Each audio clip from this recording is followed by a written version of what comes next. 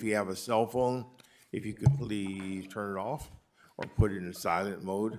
And if you'd like to speak on any item on the agenda or not on the agenda, this lovely lady on my far left will be happy to take your slip and we'll give you your 3 minutes. With that, let's call the meeting order and have our pledge. Mr. Tony Hicks, you volunteered. Ready, begin. I pledge allegiance to the flag of the United States of America and to the republic for which it stands, one nation, under God, indivisible, with liberty and justice for all.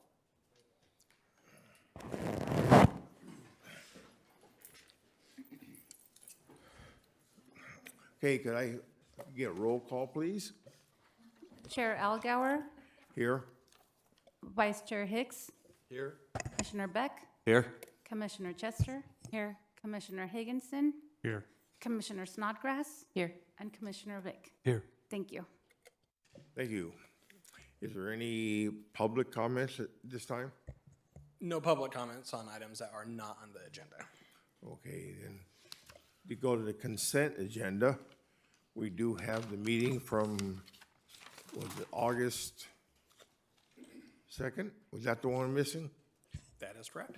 Okay, can we got a motion on that? I'll make a motion to approve. I'll second. We have a motion and a second.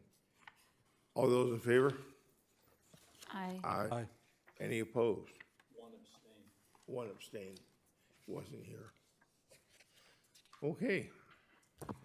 With that, I guess we just move right on to our first number. And that subject is Molly Pies, case 23-074. It's an architectural review.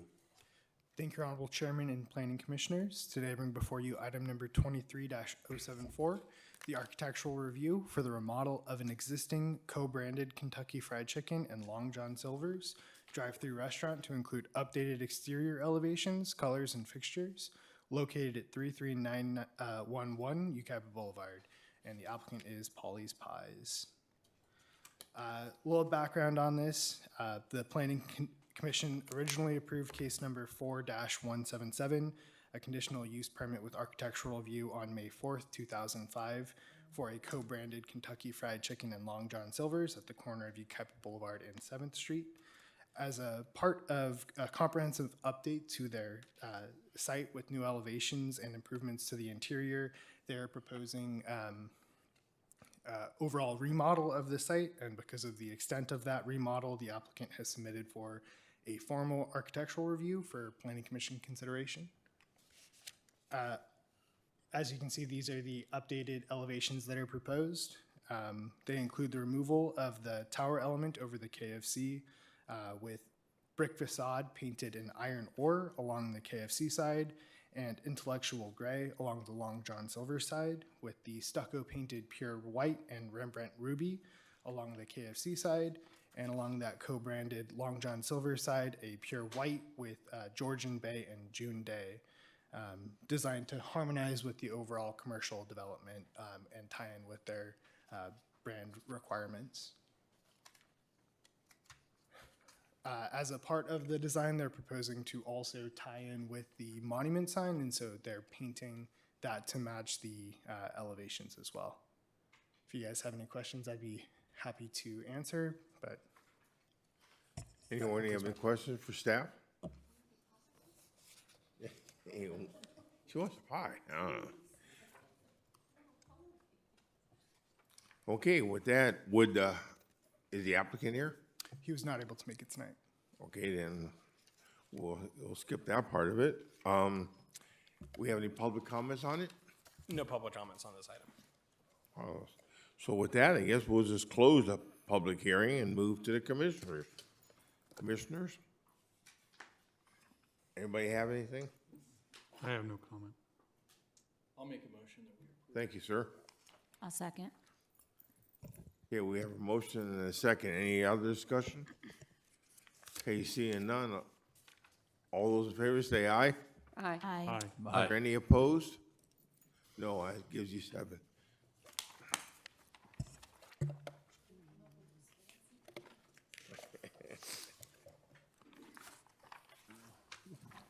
I just have a question, Ben.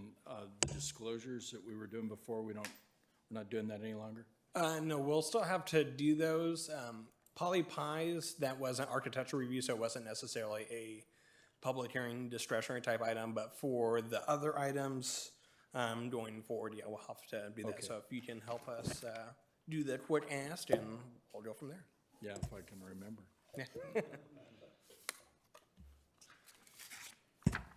Moving along, and the next item on our agenda is a consideration of ordinance number 429.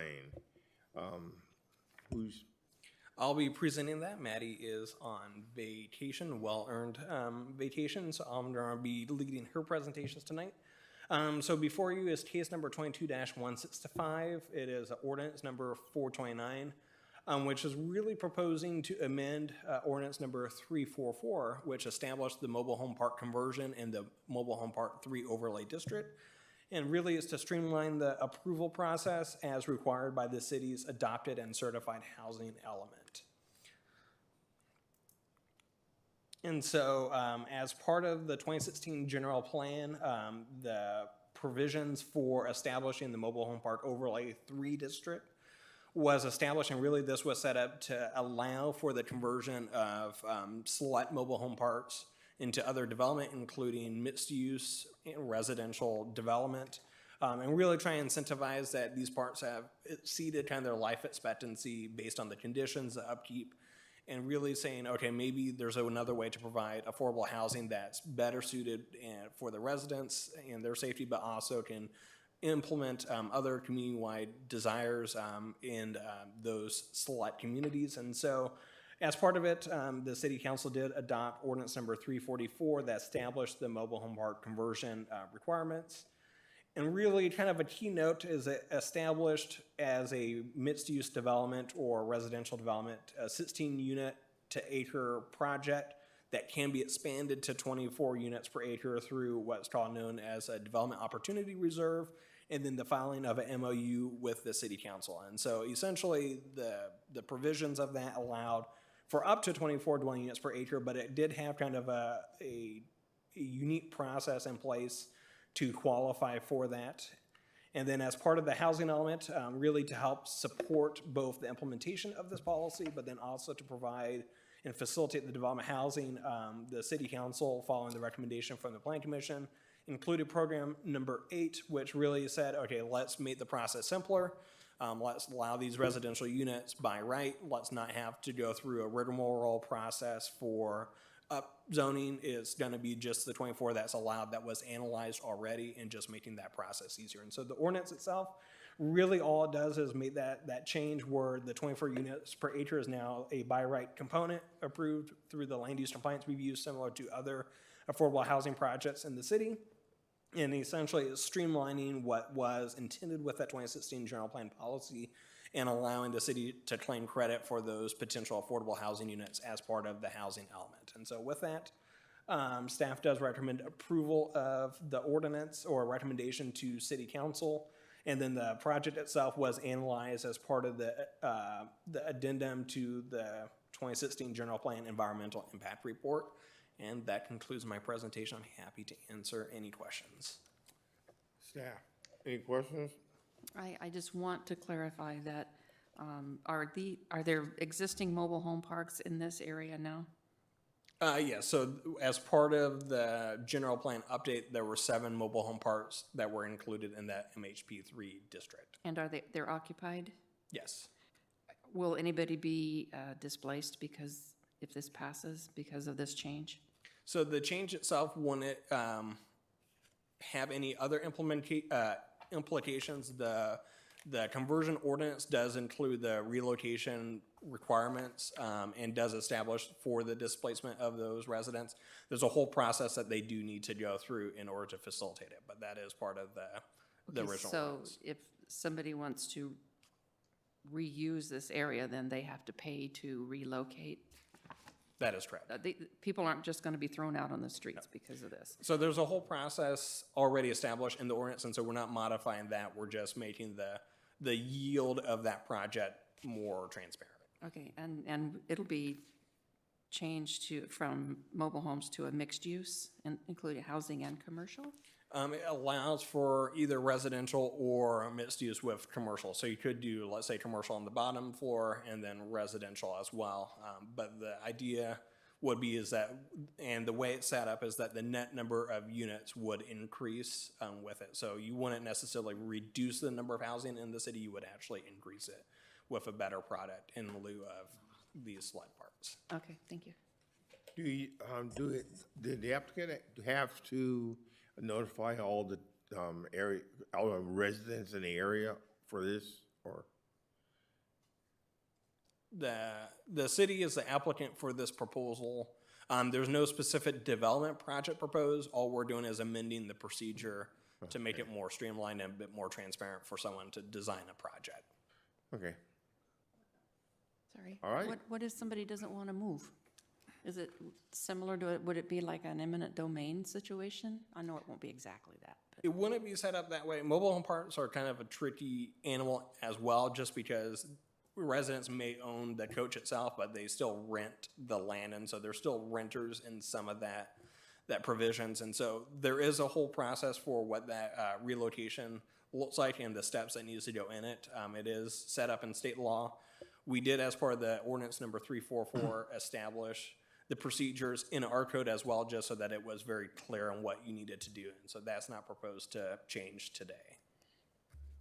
And the 24 unit per acre, is that susceptible to the senior multiplication where you could double the unit space for if it's designated 55 plus? So the senior housing, the 100% density bonus does not apply to the RM24 district. Okay. And so that wouldn't necessarily qualify, but they could submit a density bonus as well, consistent with that. And even with the density and the DOR, they could have done something similar to that as well. We're just removing some of that uncertainty and making it streamlined, which is what the housing element requires us to do as part of that program. Same for low income as for senior? Any density bonus allowed? They could submit it as the density bonus provisions are established by state statute. We will be in the next few, probably not, maybe the next meeting, have a density bonus ordinance update just to make sure ours is current. And it will follow those requirements if someone were to submit a project of that type. So I'm not familiar with PLs and setbacks for mobile home parks. Is the potential that this is a mixed use with, like, say, an apartment building plan in the future? That would be an example of something that would be, so the mobile home park itself would be replaced, so the old and kind of unsafe infrastructure that's associated with the slot parks would be replaced, and you would have new built structures, and it would be, some sort of apartment complex, or mixed use where you have the ground floor retail or something of that type. Have you guys had anybody come forward saying that they want to utilize this land for a project? We have had interest from some of the park owners.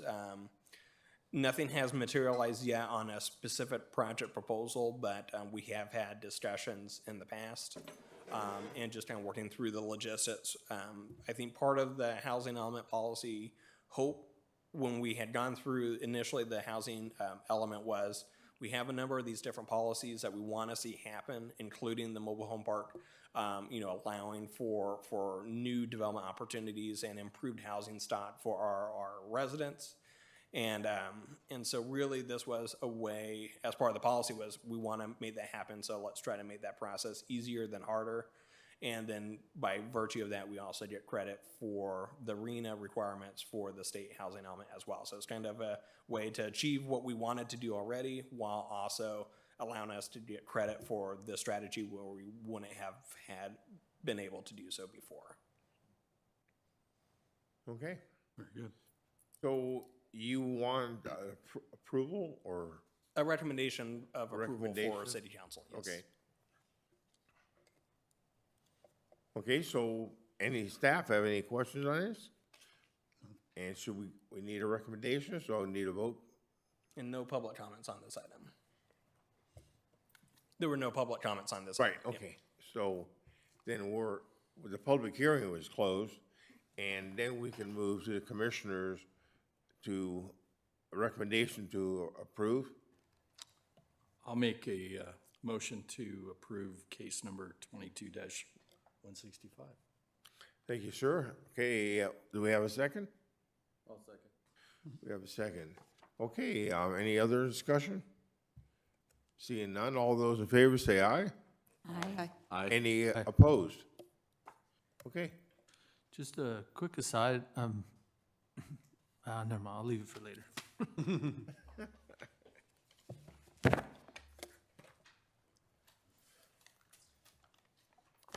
okay, the next item on our agenda is case number 23-043,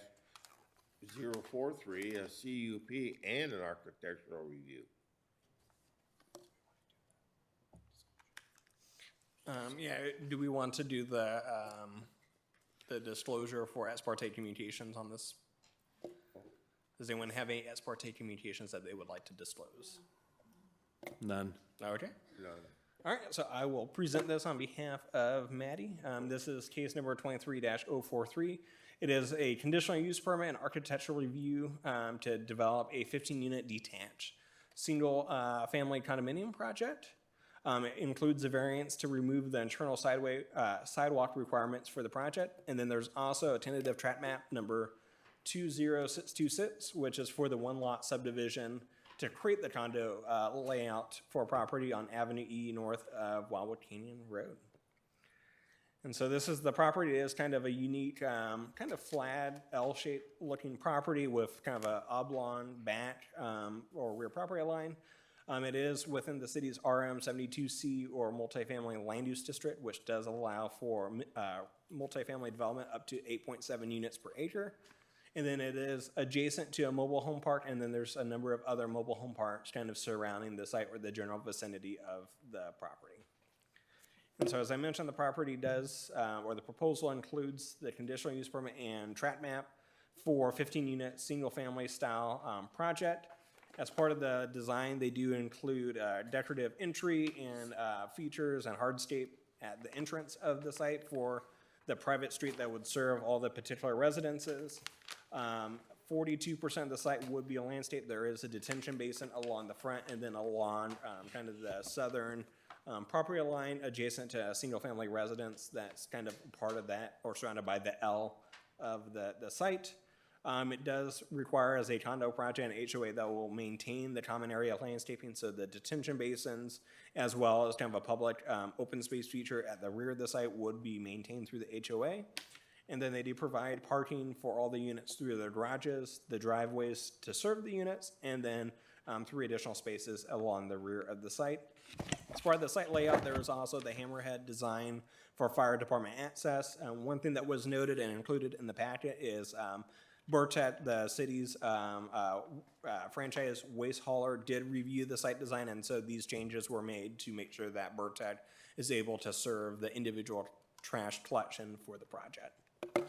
As part of the project, it does, as I mentioned, request a variance to remove the internal sidewalks. As part of the unique design, the L-shaped, the oblong rear property line does create kind of a unique design consideration. As the applicant was working through the site layout, one of the goals that they wanted to have is make sure that they maintain the side property line, so they wanted to have 20 feet from their neighbors and make sure that they could provide driveway space. And as they were designing both the private street, the driveways, and then making sure that the houses fit and didn't encroach upon the rear property lines, the sidewalk was the element that needed to be removed. They do include a rolled curb, which is similar to other developments. And then because this is a pretty small project with only 15 units, there's not a lot of pedestrian movement that's going to be happening where they need a lot of ADA access or something like that. But they are proposing kind of a nice mixture of trees along the streetscape to really kind of help maintain kind of that slower street design approach, making sure that it feels like a kind of a very quaint neighborhood versus kind of a mid boulevard where people are speeding down. And then they are also providing the architectural review. As noted in the staff report, it does reference a 2-bedroom and 3-bedroom. It should be 3-bedroom and 4-bedroom with 1,800 and 2,000 square feet respectively. And then they do include 2 different unique architectural elevations for each floor plan. There is at the dais the architectural review kind of just plan that shows kind of the details printed out as well for the Plan Commission's reference. And then they also do include their conceptual landscaping, as you can see along the streetscape. As I mentioned, it's kind of the mixture of trees, including the camphor tree that's kind of proposed, Brisbane box, and Australian willow that would be kind of located along here to kind of give a nice evergreen and kind of mixture of color along that streetscape. And then this is some photos of the site as it presently stands. As part of the project review, we did receive 2 public comments that are included in your packet for concerns about the project. Do want to quickly note that the project itself is within the density allowed pursuant to the city's general plan. As part of it, also in terms of the building height and kind of what you would see, the maximum height in that district, if you're building a single-family house or multifamily, would be 35 feet. They're proposing up to 24 feet.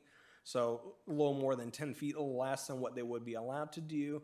And so it would not really kind of create these big massive structures. And certainly as part of the maintenance of the project, there is condition number 70 that does require the development of an HOA.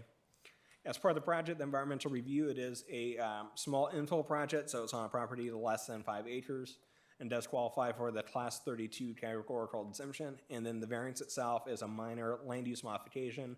It would fall under Class 5 or 15305 of the CEQA guidelines. And as part of the project, it would be subject to new development impact fees based on the current schedule. It is about $260,000.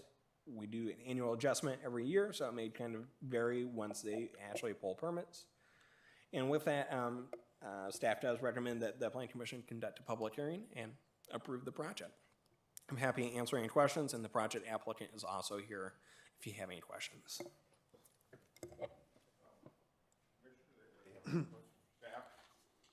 I just noticed that, excuse me, that there's, the landscape plan shows vinyl fencing, but the report talks about block wall as far as the separation fencing. What's being proposed for that? So the fencing between the individual units is going to be the vinyl fence towards the front of the site. Some of those details Okay. as they connect through, that'll be the block wall. So the main entrance or impression into the neighborhood would be the block wall. Okay. And then functionally for the residents in between would be the vinyl fence. Okay, I just want to make sure that was clarified, so. And I noticed that on the north side, the adjacent homeowner, there's a setback. I mean, they have 3.5 foot. I know what the normal setback side yard for the adjacent property, but I just wonder if we're creating any kind of issue with that adjacent homeowner. That's the architect and me looking at detail. So if they do have, let's say, the 3 foot setback, which It's is, I 3.5 believe, foot, yeah. It's this one here, Yes, so their setback is substandard or less than what the development code would require for a new project. However, it is still on their property line. Their project would stay within their property line, but as part of the site design, kind of the reason or rationale for the variance was so that they didn't push these units closer to that property line. They wanted to make sure that they maintain that. that buffer and felt that that was a more important design priority for the overall site design. And then they also were trying to create some undulation within the streetscape as well for the residents. Okay, thank you, Ben.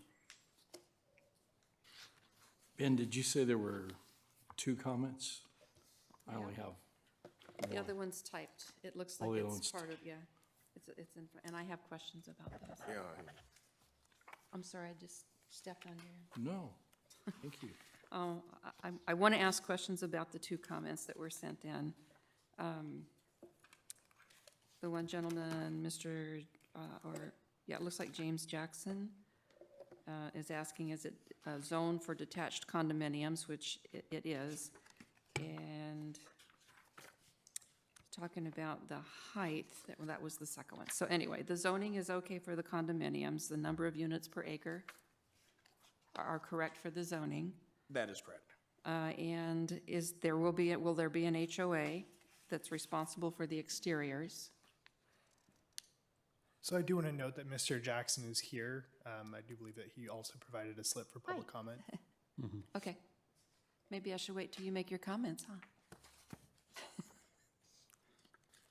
And then are we ready for public comment yet, or? Yeah, Yeah, I jumped the gun, I'm sorry. No worries. any question? Okay, then, How about the developer button? Before public. is there any public comments? There is, I just wasn't sure if you guys were ready to do that, or if you had any more further questions. The applicant, Right. as part of procedure, also gets to do a presentation first, so I want to make sure that that is I'll provided wait. as well, yep. Okay, so can we have the applicant here?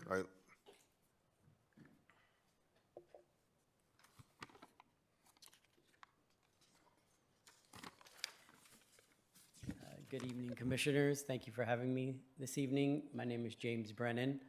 I am the president of Brenson Homes. Ben did a pretty good job covering everything about the project. If you have any questions, I'm happy to help answer any. It was a unique design that we had with the site, so to maintain the 20-foot front yard and rear yard setbacks, that's why you mentioned the variance about removing the sidewalk. We've done other projects like this, and they worked out really well. So they are 3 and 4 bedrooms, which he corrected, and they're 1,860 square feet up to a little over 2,000. And they all will have their private backyards there. They're called detached condos. That's really due to your building standard here in the city. You haven't adopted a small lot subdivision yet, but they will live like single-family homes. Can I help answer any questions? Any, The sidewalks, those are the interior sidewalks you'll be removing, right? Correct. It was just on the northern side of the street. There was never one on the bottom. There will be sidewalk from the guest parking at the end of the street, out to the park area in the back. So that will still remain. Okay, what about out on 4th Street, which comes back to one of the comments that we received? Yes, there will be sidewalk along 4th Street. It's being built to city standard. Thank you. Yes. Yeah, so along 4th Street too will be a 6-foot high decorative block wall. It'll be capped. There'll be 16 by 16-inch columns. So it'll be a nice looking wall. so the guest parking is in the rear of the project? Yeah, well, they all have 2-car garages. They'll be able to park 2 cars in the driveway. And then additional guest parking is at the end of the So, street. yeah, they would have to just, if somebody had a guest and there were front units, then the guest would have to walk down the street then. Correct, yeah, if they had more than 4 cars. Okay. Yeah. How deep are the driveways? Can you get a They long bed vary pickup from on it? 20 to, I think, around 22 feet. Yeah, they're at least, as part of other condominium projects that have been built in the city, the standard to qualify for guest parking is at least 18 feet from Oh, I'm the sorry, I'm talking driveway. about the residents. What? The residence vehicles. How deep are the driveways The driveways need to be 18 feet. for the residents? Yeah, Okay. and then the garages themselves have a minimum dimension of 20 by 20. Okay. We have a question? Yeah, just one comment, and I always kind of support staff comments when we talk about architectural elements and additional articulation within the elevations. It's a nice project, and obviously you're doing some creative elements in different elevations.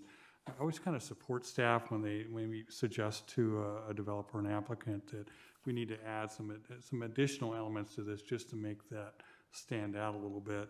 And I know that within the report that you said we just wanted to present it as is.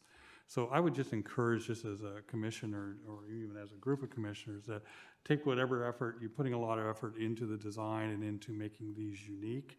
And I'm sure as homeowners too, everybody wants their elevation to be unique and have a different element to it. So additional articulation I would recommend just to kind of enhance those elevations. You've done some other colors, but I would say just follow the staff's recommendations on that, and I would support making that a condition of this approval. Okay, absolutely. Thank you. Okay, anyone else? Do I ask you about the HOA? Is that is this the right time to ask that question? Sure. Will there be an HOA Yes, there will. to maintain the exterior and the buildings and the landscaping? The HOA, everybody will maintain their own structure because it's a detached.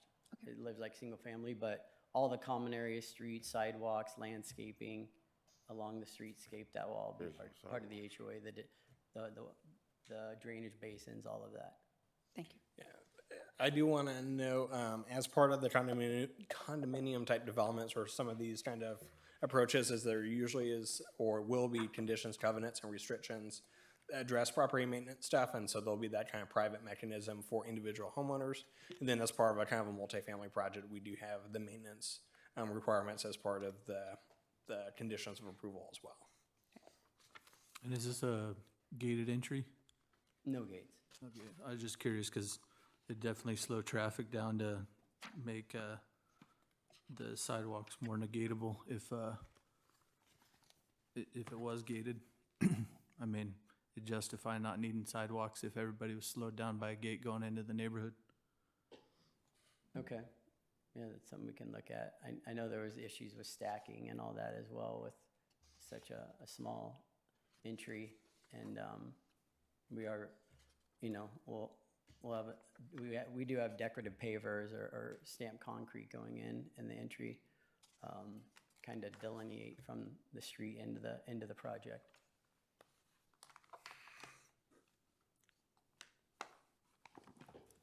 Okay, anyone else? Okay, thank you, sir. Thank you. Do we have any public comments on this one? We do have one public comment.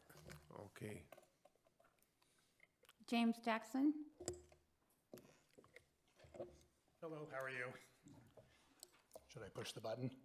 Yeah, just give us your name and address for our records, Yes, please. James Jackson, 34613 Creekwood Court. I live in the community that's just to Okay. the east.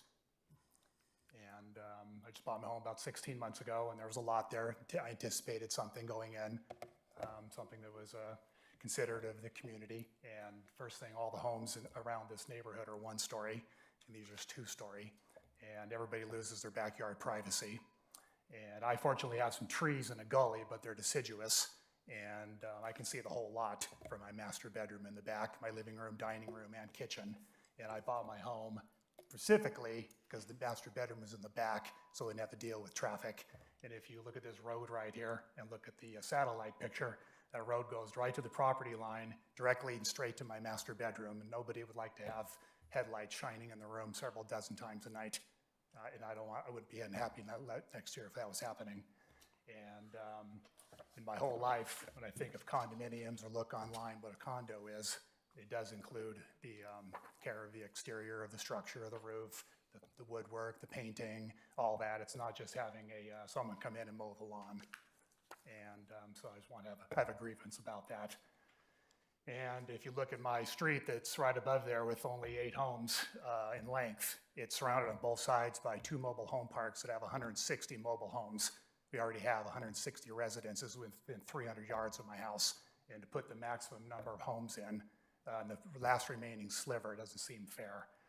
And so those are my basic issues. The issue of all the privacy being gone for the neighbors and traffic coming right to my backyard, shining into my bedroom. And I don't think anybody would be happy with that. And the issue of a condo just having somebody mow the lawn. That's just kind of a way to get them classified as condominiums with putting more homes, single-family homes together on lots that are smaller than they should be. So that isn't that calling them a condominium is a paperwork issue that doesn't really benefit the neighbors. It's just a label of some kind. So I just wanted to have those considerations taken into effect. It's already pretty crowded. We don't come to Yucaipa to live like sardines. And putting the most number of homes in. Also, it says 20-foot setback, I hear. That one that's closest to me on the corner there has 15 feet to the fence. So that's not even 20 feet. And at least what I saw. And then I saw some soil samples being taken earlier in the year. So I came in to see what the plan might be. And one of the coworkers here showed me a proposal that had single-story duplexes for seniors, and even showed me a design of something like that. And he said there'd be 9 of those in there. And I talked to the neighbors. Everybody was happy with it. I would have been happy with that, or anything that's just not so encumbering to the neighbors and crowded. So thank you very much. Thank you, sir. Did the applicant like to address any of these issues? Huh? Oh, I want to see if the applicant has any rebuttal against any of those comments.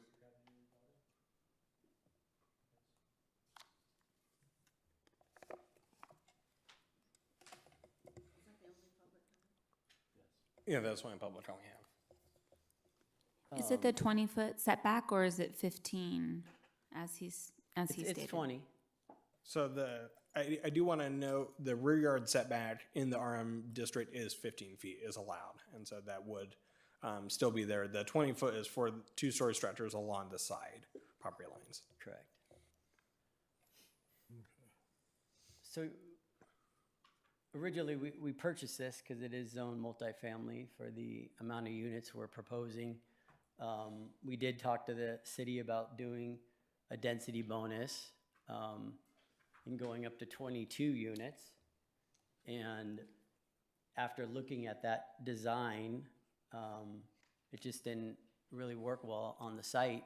So we went back to the original zoning and came up with this design that everybody's been happy with, to this point. Okay. As far as, are you saying you live on the other side of the creek? Directly in line with the road, right straight to my sliding glass door master bedroom. And I'm going to see the whole row there of the upstairs windows. On the other side of the creek? The other side of the creek, but right directly middle of that road coming in. Just for purposes, because this meeting is being recorded, is the dialogue we do want to make sure that we're addressing specifically to Okay. the planning commission and not having dialogue just because we're not able to Yeah. pick it up and make sure that's in the record, so. Yeah, I'm just unsure of where he lived exactly. There's obviously a creek that runs behind the project, so, I don't see headlights across the creek being an issue. I have a question. Boy? On that rear, or that easterly property line at the end of the street there, you have a creek that runs through. What's the difference in elevation between proposed finished pad or street height for this and the neighbor's property, Mr. Jackson's? Any idea? We're not that far in the grading plans yet. We only have a preliminary grading plan, but, Just existing topography, which way do you, I mean, the flows to the creek yeah, I on would both say that sides, we're but higher than his property. You're higher? Yes. Okay. Any,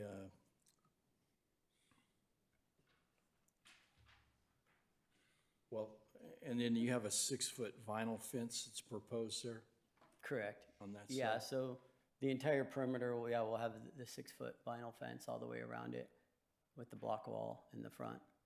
Just in the front? And so I'm just curious about elevation and where Mr. Jackson's property is in this, and I understand his concern about the headlights. I mean, Yeah. we have very limited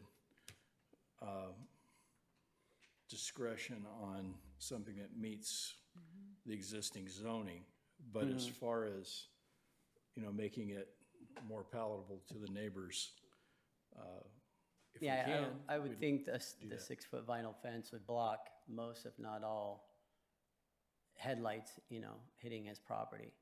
Yeah, well, I think it would be hard to really determine that without seeing elevations for both properties. But Ben, what do we have? So the fence site is consistent with the development code. We don't necessarily have an objective standard on that. I'm trying to think, I believe pursuant to the California Vehicle Code, you can't have your headlights above 6 feet. I'm trying to think of that. Oh, no, they're basically 4 feet to the tops. But, yeah, just trying to talk it through for, how So- wide is the creek right away?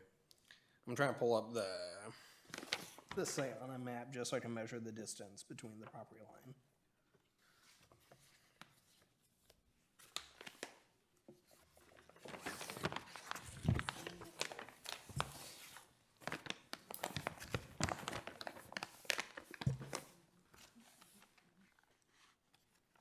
Commissioner Hicks, I think, looking at the landscape plan, there is some proposed trees in there. Obviously, landscape plans show mature trees and how long those take to grow.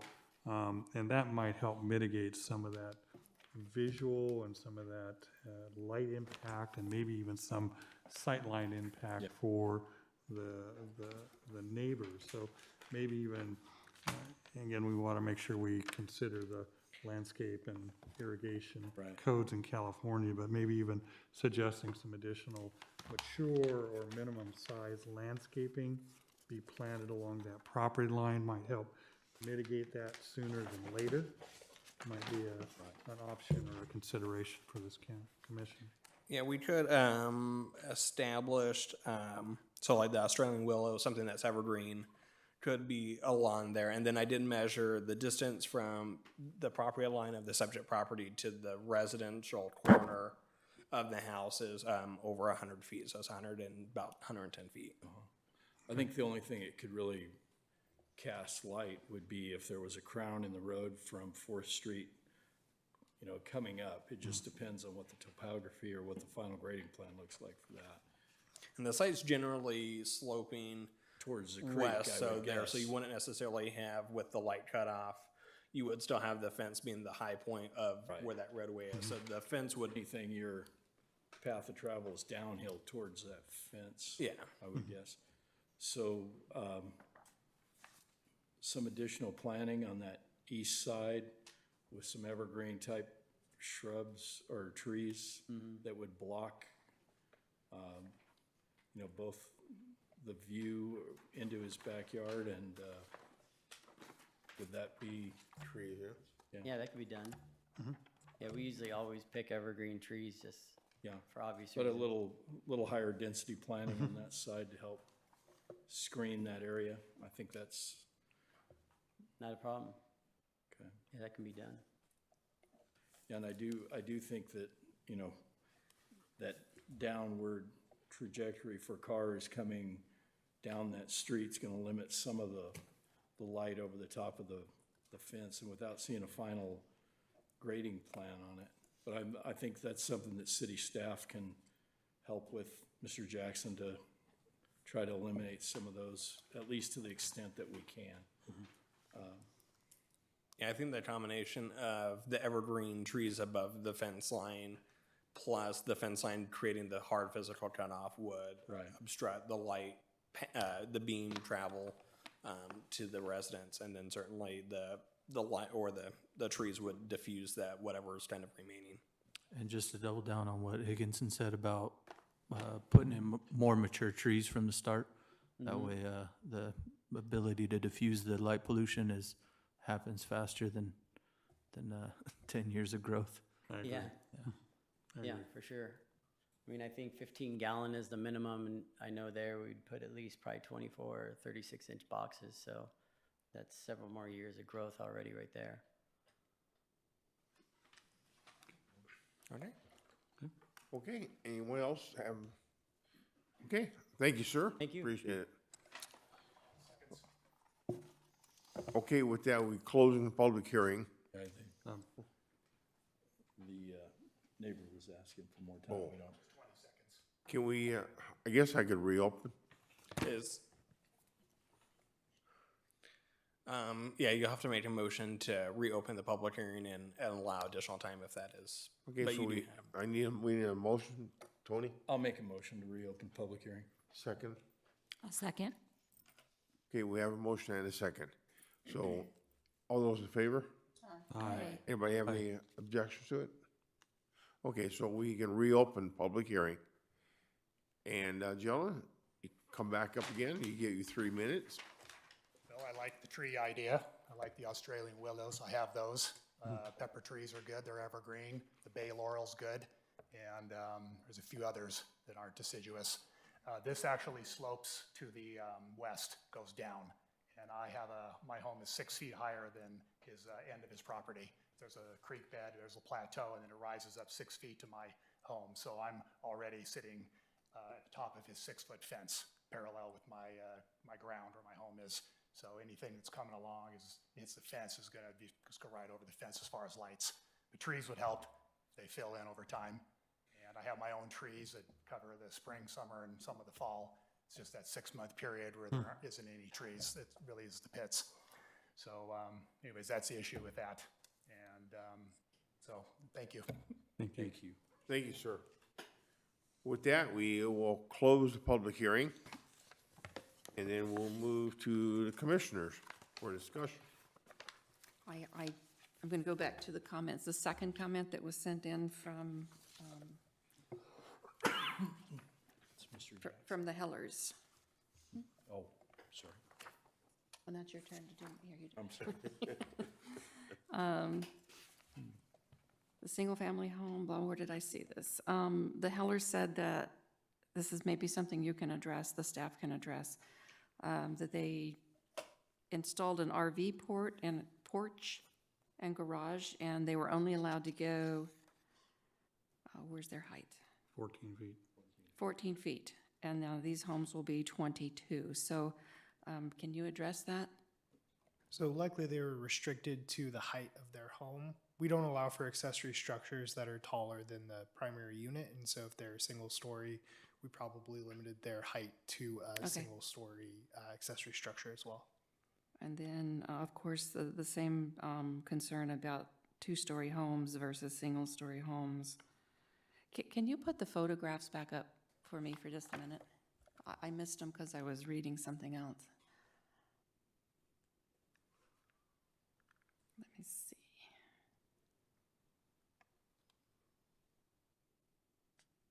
And there was one more, a single one on another page. The photos? Yeah, I thought there was another photo. These are my photos. There's maybe another one in the actual staff report at the rear of Okay. the report. Yeah, there's another picture at the rear of the report. So it'll be page 16 of the agenda report does have another photo. Yeah, it doesn't help me with the elevation anyway. So, all right, you addressed the concern about the 14 versus 22. Thank you. Is that the area where the sidewalks are gonna go in on 4th Street? That is correct. Okay. Anyone else have any? I just want to address some of the concerns that were brought up. Unfortunately, as a planning commission, where our ability to deny a project based on height, density are not there with a project that plays by the rules. So it's just, the only thing is an ask for elimination of sidewalks is pretty much the concern of the future homeowner. So I just wanted to address that for anybody listening to what we're able to and not able to do in our little tied hand ability to make decisions, so.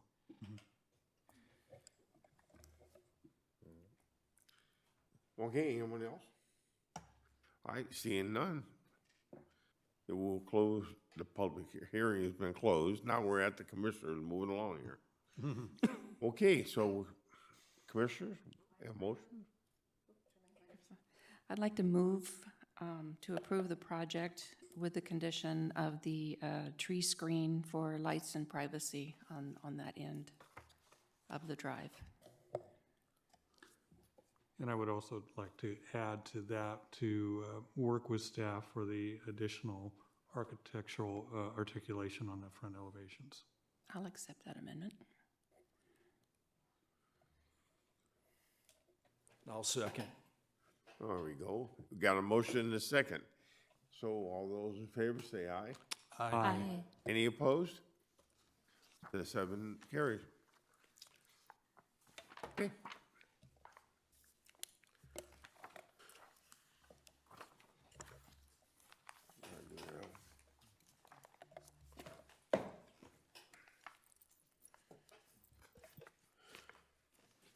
Okay, the next item on our agenda is case number 23-056, planning use permit.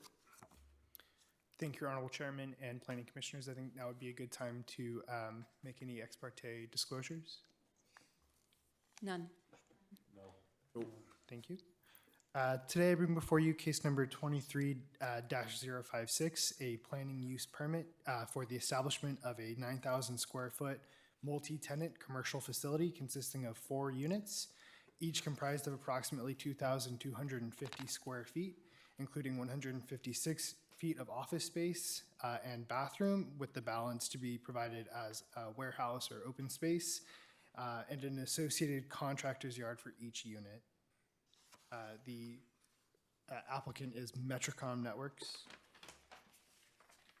The project site consists of 3 parcels totaling approximately 1.23 acres on the south side or the west side of 6th Street and approximately 225 feet south of Yucaipa Boulevard.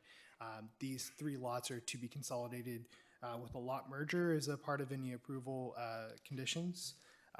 It is a relatively flat lot that features an existing legal non-conforming residence to be demolished as a part of the project. The street improvements have been previously constructed. It is within the CG land use district and is surrounded by similar general commercial CG parcels with non-conforming residences to the north, east, and south, and a commercial nursery to the west. The planning use permit itself consists of the demolition of the existing structure and the construction of a 9,000 square foot office warehouse facility that will be split into 2 2,220 square foot units and 2 2,280 square foot units. As I said earlier, with about 150 square feet of office and a bathroom, with the balance to be used as a warehouse. Each unit is to be allocated space for equipment parking to the rear as well as a delivery area, and the overall site features 41 parking spaces provided along the front, with an additional 16 units in the back, 16 parking spaces in the back, pardon me. And that is well in excess of the between 11 and 33 parking spaces due to the speculative nature of the project. The perimeter includes landscaping as well as pocket landscaping within the parking lot. The proposed action does not include architectural review. That is to be provided separately for Planning Commission review, and the overall operations will be proposed as a speculative multi-tenant flex space that's to be leased out by the project applicant. Uses have been identified by the applicant to include uses such as HVAC repair, electricians, graphic design space, batting cages, plumbers, other similar uses. It's a speculative use for 4 separate units with final tenants to be evaluated and verified through the city's business license process and reviewed by the city planner. Where any additional entitlements be required, they could be required at that stage. As a note, large equipment storage is not proposed as a part of this project per the conditions of approval and by the site design, as the parking space area in the largest parking spaces are only 28 feet long. Again, the proposed action doesn't include architectural review, and that'd be brought at a later date for review, and that would include architectural and any conceptual landscaping as well as monument signage. Project notices were sent to all contiguous property owners, and only 1 response was received via phone call requesting clarification before ultimately voicing support, citing the block wall along the boundary as a reason. So as a part of the environmental review for this project qualifies for a Class 3 categorical exemption as the construction of a small structure of less than 10,000 square feet, as well as a Class 32 categorical exemption as it is considered infill development. And therefore, here are a couple of site photos. You can see Some of the improvements that have been constructed, the tubular steel and pillars along the right-of-way with some vining shrubs, as well as the existing non-conforming structure. Therefore, it is staff's recommendation that you conduct a public hearing, approve the conditional use permit subject to the conditions of approval, adopt the findings, adopt a categorical exemption, and direct staff to file a notice of exemption. The applicant and his representative are both here tonight if you guys have any questions, as well as questions for staff I can answer. Hey, anyone have any questions for staff at this time? I just have a question, why the block wall in the rear is 5 foot and the side walls are 6? I believe the block wall in the rear is existing. Oh, okay. There is an E in front of that, sorry. Anyone else? Probably a bit of a challenge to add any height to it. Questions for staff? No. So no, I'm sorry, but no equipment parking, but Yes, that was my no, the picture's equipment parking? There would be equipment parking, just no, commercial trucks, nothing over large, more like a fleet vehicle. You won't see like a big Caterpillar, excavator or something, something that's really long and large or semi-truck kind of stuff. Okay. I'm not opposed to those. Okay, anyone else? Okay, the applicant here wants to make a.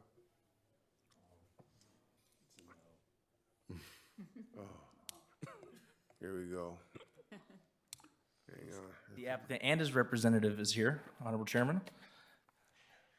Thank you, Honorable Chairman and staff, and Christian for all your help on this process. He made it really smooth to get to this point, so I appreciate all your help. He was pretty thorough, so I'll keep it pretty quick for you guys. So just to touch on the rear wall real quick, it is an existing wall, and it shares that property line with the nursery. And on that portion of their property, that's where they keep a lot of the raw materials and stuff like that. So it's not something that we believe will really be impactful to any of the neighbors.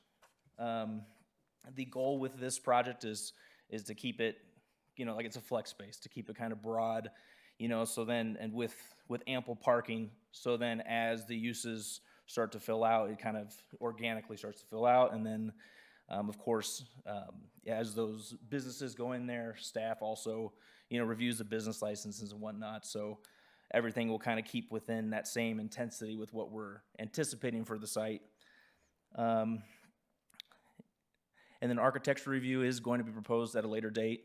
It just helps us to kind of juggle the process a little bit as we prepare, the grading plans and dry utilities and all the different site improvement stuff. So it just kind of gives us some time to, really design the building, figure out what makes sense for the site, and then bring it to you guys. So this will be coming back at some point in the future.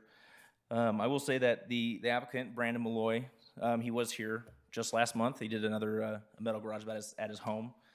And I will say that, if you look at the front of this property, the landscape improvements and the fence and stuff, I mean, it feels like it's above and beyond kind of what's typically there for a commercial development like this. And so I guess I should inspire some confidence that, in the future as it goes, and then what we're going to bring back to you is going to be something of quality. So I'm here for any questions. Brandon's also here if you have any questions of him too. So thank you.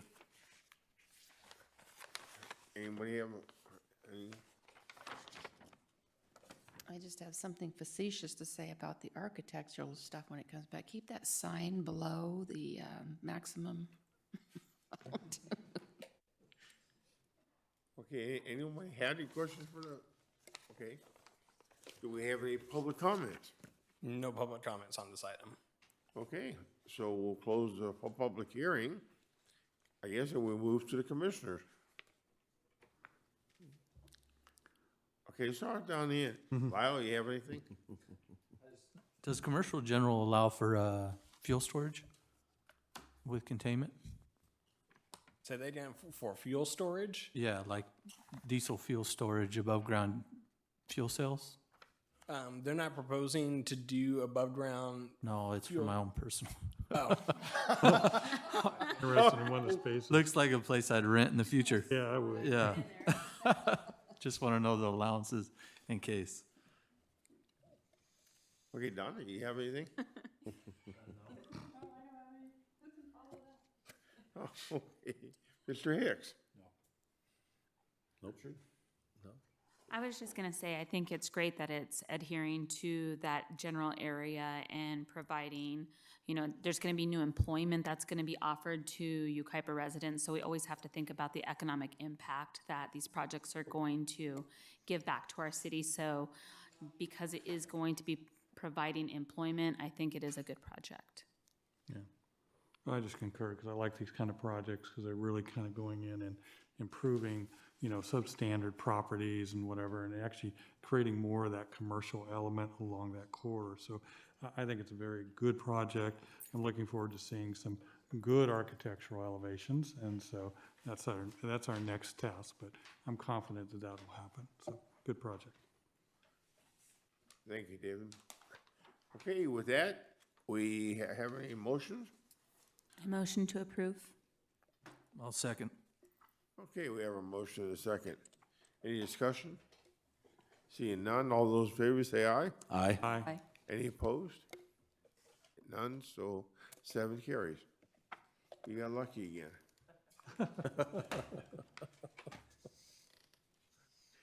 Okay, let's move to our last item on our docket is a city case number 33-103, consideration of an ordinance number. Yeah, so this is ordinance number 432, and this is really to address the city's lot merger applications and allow, as part of unifying kind of projects, the lot consolidation step that would be needed for those projects, and really just make it more clear as part of the city's housing element. So as part of the adopted and certified city housing element, the state, when they were reviewing some of our potential sites, had identified that some of these probably do need to be merged together in order to facilitate the development. In practice, we have generally allowed this approach for kind of unified projects. And this, as part of HCD's review, wanted to make sure that it was kind of crystal clear that if you did have a project, let's say in the Uptown where you were spanning across 3 properties, that you are able to merge the properties, that the city code is very explicit about that. And so that is what is presented tonight, is really allowing, if you have, a property with 3, or 2 lot lines, and so you have several different parcels that you're able to move them together. And the city's development code has the findings that need to be made. And so this adds the final finding about kind of the unified project, and making sure that is very crystal clear that if you're doing a project that spans over 2, you don't have to worry about the property line in the middle, because you can move it together. And so with that, staff does recommend that the Planning Commission cut the public hearing and recommend to the City Council adoption of this ordinance. This is kind of, as you saw with the other ordinance we had tonight, kind of the rollout of a number of different housing element policies that we're trying to get done. And so the next few meetings will have similar stuff where the policy is already been kind of set up, and we're just making sure that our code reflects that policy. And so with that, that concludes my presentation. I'm happy to answer any questions. Anyone? Yeah, I have one. It's on, the pages aren't numbered. Mandatory merger of substandard lots. It's saying here that the city can require a merger in those types of lots. The city can as well. If there's something where the lots do present some sort of issue, there is a provision in that to allow it. And so we're not necessarily dealing too much with that, but this is something along here for the lot merger, adding that as one of the other qualifying criteria. And that would only be done if somebody is presenting a plan That is correct. So to build on it. I mean, you're not just going to go out and look for lots to merge. That is correct. So this is really just someone showing up with a project. Let's say like the senior housing project in the Uptown, or other properties is they're coming through, they're saying, we're building on this, we don't want to have the building go through property lot lines, is just making sure it's crystal clear that we can approve that, and that is a legitimate process in our code. Hey, Tony, you have anything? Richard? Nope. I just think it's a good way to streamline projects. You know, I'm all for streamlining. streamlining's good. Okay. And we have no public comments on this item. Yeah, we have no one.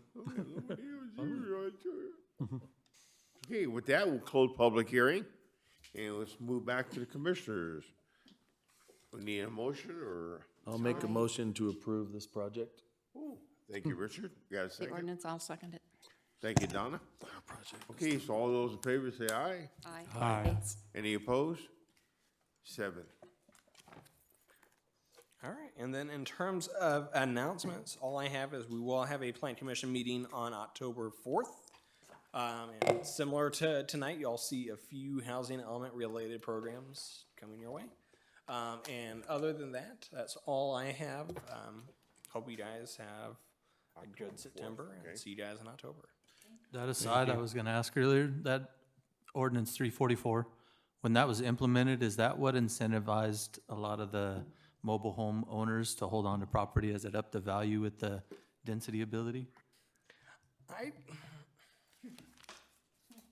I think people say that, and sometimes they do kind of go, hey, this does not add potential value. But the reality is, when it comes to kind of real estate dealings, is it's only value until you sell it. You know, otherwise it's just kind of an asset or potential liability. And so, Well, I know there were some local moves to buy some of the dilapidated areas. yeah.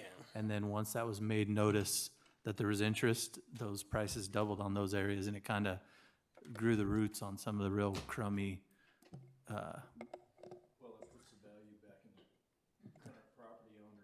pocket, right? He can refi, take the money out. Yeah. Raises the value on it. He refis, takes the money out, and just slums it up a little longer. I mean, just a personal opinion, I guess, but.